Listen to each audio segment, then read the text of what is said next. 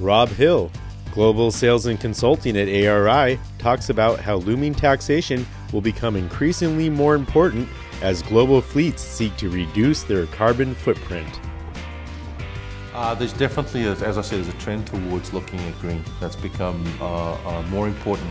And I think initially, at least for decision makers in the US, it's around doing the right thing for corporate image. I believe that's going to change. What I'm seeing in South Africa, there's still a debate going on in Australia. Japan is certainly starting to move in this direction. I believe that that's going to be a trend that's going to continue. It's going to be influenced by cost. Taxation is going to have an impact on this. This is a personal opinion, but as you look at most of the governments around the world, there are a few exceptions. They are all struggling to find funding for large deficits. As they look at that struggle, they have an option. They can either go to their people and tax through income tax or corporate tax, none of which are popular. They cause problems. But the path of least resistance is one where, as a governor of a country or in the government, I can make the argument: this is good for the environment. This is good for everybody. Let's do this. It's a lot easier to sell. I'm a big believer that human behavior will go the path of least resistance, right? So I think that we will see more and more of that, and that's what we're seeing in South Africa now. Is those changes, and we're seeing it in Europe. Obviously, they led the way, and I believe that will continue to grow. Not just because it's the right thing to do; it's the money thing to do.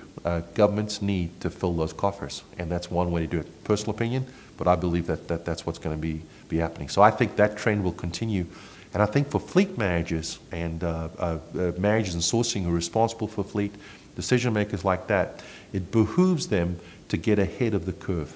That they should be looking at where they are now. Another big belief of mine is just like, if you set a point in a journey, you need to know where you're coming from.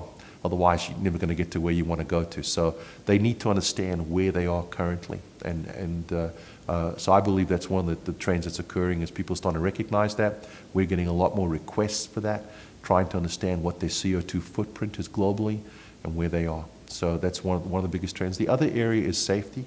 I'm seeing a lot more integration between risk management, getting involved with the fleet, and trying to look at this globally.